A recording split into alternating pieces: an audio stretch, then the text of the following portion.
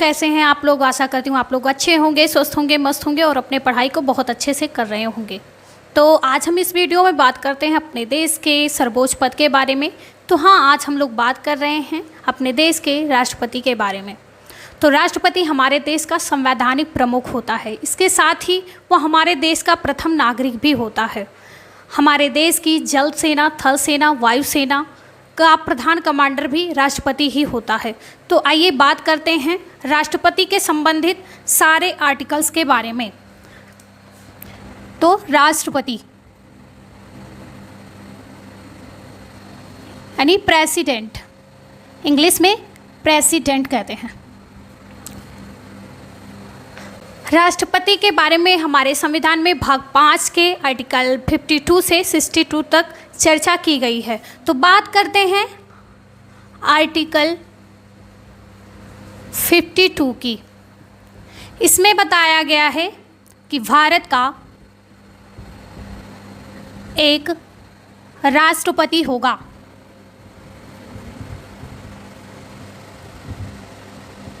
इसमें बताया गया, आर्टिकल 52 में बताया गया है कि भारत का एक राष्ट्रपति होगा। फिर आप बात करते हैं नेक्स्ट आर्टिकल की, आर्टिकल 53। इसमें बताया गया है कि संघ की कार्यपालिका शक्ति राष्ट्रपति में निहित होंगी।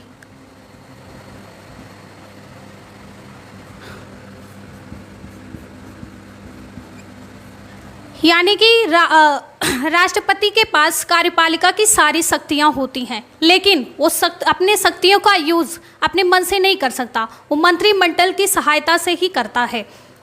तो जो कार्यपालिका की वास्तविक शक्तियां हैं वो प्रधानमंत्री के पास होती हैं। ये नाम मात्र के शक्तियां राष्ट्रपति के पास होती हैं। इस राष्ट्रपति के बारे में कहा जा सकता है कि राष्ट्रपति के नाम बड़े और दर्शन छोटे। इसके बाद बात करते हैं नेक्स्ट आर्टिकल की, आर्टिकल 54। इसमें बताया गया है राष्ट्रपति का निर्वाचन।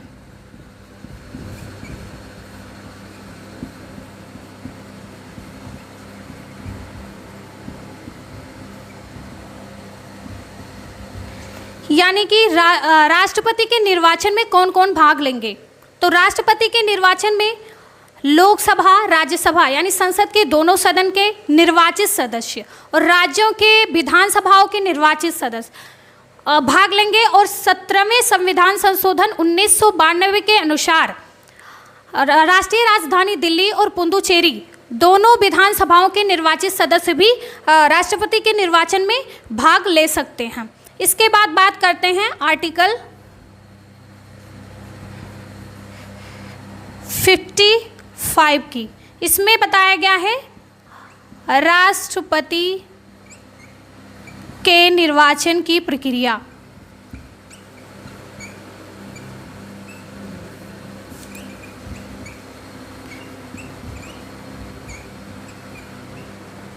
यानी कि राष्ट्रपति के को चुनने की प्रक्रिया क्या होगी, उनके निर्वाचन की प्रक्रिया क्या होगी। तो राष्ट्रपति के निर्वाचन की प्रक्रिया होती है एकल संक्रमणीय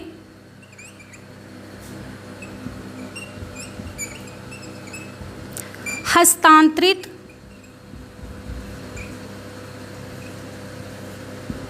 प्रणाली। इसका मतलब क्या होता है कि जितने भी राष्ट्रपति के लिए जितने भी उम्मीदवार हैं उनको मतदाता सारे लोगों को वोट करेंगे। जैसे कि मान लेते हैं कि ABCD 4 लोग उम्मीदवार हैं राष्ट्रपति के निर्वाचन के लिए। तो हर एक को वोट करना है, तो वो अपने क्रम से वरीयता देंगे। जैसे कि सी को सबसे पहले वो सी को देना चाहते हैं तो सी को 1 नंबर करेंगे, ए को 2 नंबर करेंगे, डी को 3 नंबर करना चाहते हैं 3 नंबर कर देंगे और बी को 4 नंबर पर कर देंगे। तो जिसको सबसे ज़्यादा 1 नंबर पे जिसको ज़्यादा मत मिला होगा वही राष्ट्रपति चुना जाएगा। इसके बाद बात करते हैं आर्टिकल 56 की।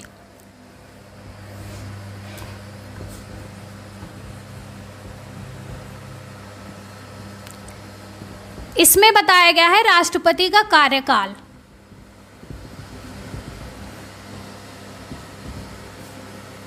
तो इसके अनुसार राष्ट्रपति का कार्यकाल 5 वर्ष का होगा।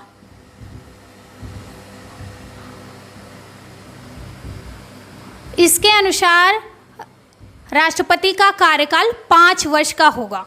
इसके बाद बात करते हैं आर्टिकल 57 की।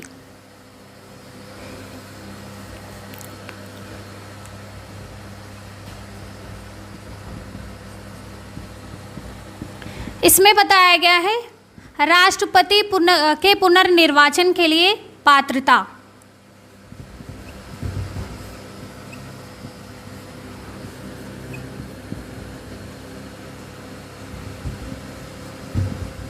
पुनर्निर्वाचन के लिए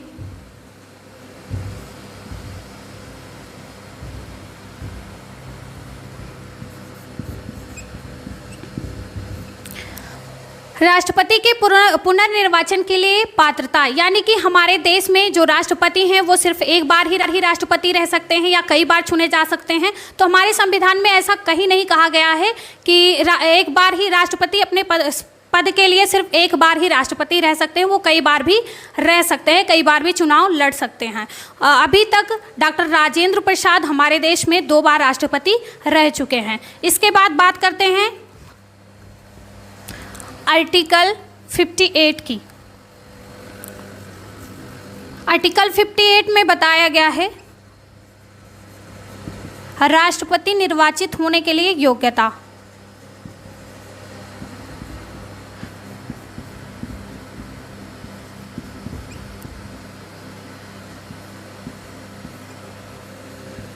राष्ट्रपति के निर्वाचित होने के लिए योग्यता।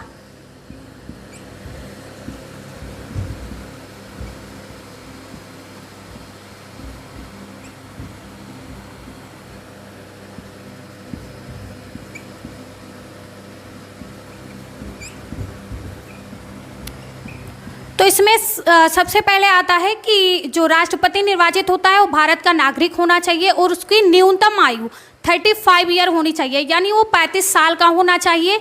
और लोकसभा में निर्वाचित सदस्य की उसके पास पात्रता हो कि वो लोकसभा में निर्वाचित हो सकता है और कोई लाभ के पद पर नहीं होना चाहिए, यानी कोई गवर्नमेंट जॉब या सरकारी पद पे नहीं होना चाहिए। इसके बाद आती है आर्टिकल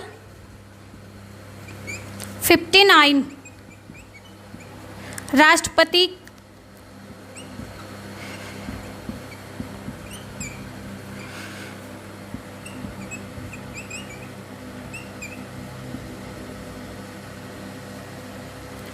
सेवा और शर्तें।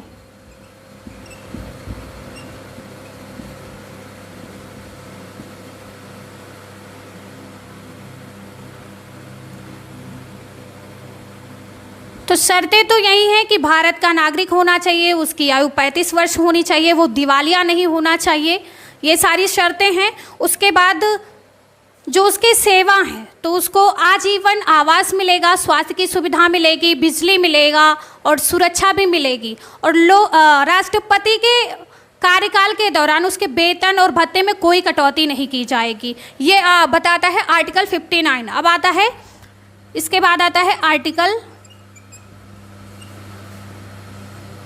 60। इसमें बताया गया है राष्ट्रपति का शपथ।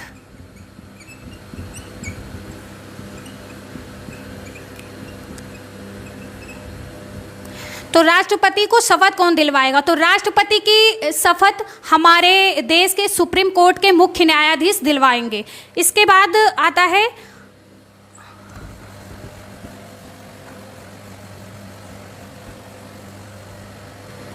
आर्टिकल 61। इसमें बताया गया है राष्ट्रपति पर महाभियोग।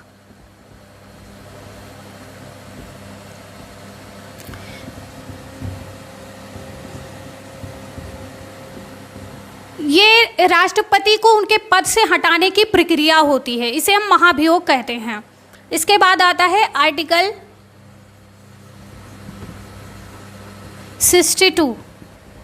इसमें राष्ट्रपति के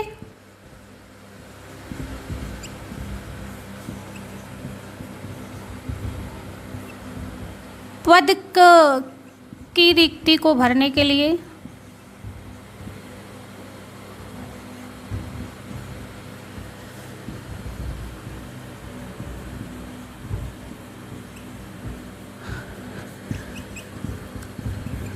पात्रता दी गई है।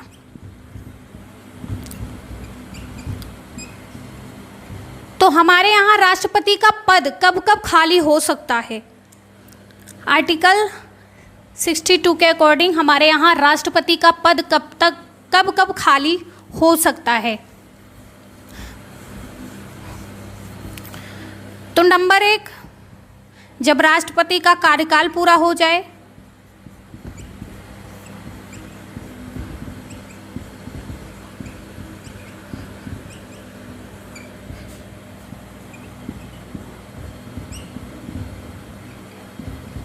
या नंबर 2, राष्ट्रपति अपने पद से त्यागपत्र दे दें।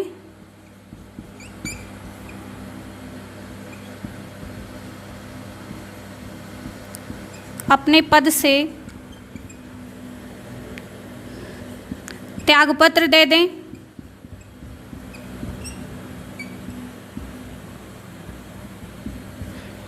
नंबर 3, या राष्ट्रपति पर महाभियोग लाया जाए। महाभियोग लाया जाए और वो पारित हो जाए। और नंबर 4 पे आता है राष्ट्रपति की मृत्यु हो जाने पर। राष्ट्रपति की मृत्यु हो जाने पर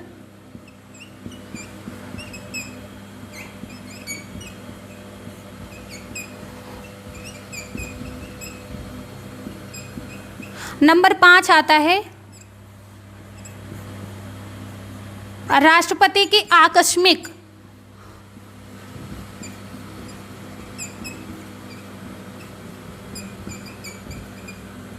तबीयत खराब होने पर या उनकी मानसिक स्थिति आकस्मिक तबीयत खराब होने पर या उनकी मानसिक स्थिति बिगड़ जाने पर भी राष्ट्रपति का पद खाली माना जाएगा। तो ये सारे आर्टिकल थे हमारे राष्ट्रपति से संबंधित। बाकी जो चीज़ें रह गई हैं आप लोग कमेंट में बताइएगा, हम कोशिश करेंगे नेक्स्ट वीडियो में वो चीज़ें बताने की। आज के लिए इतना ही। Thank you, all the best, take care.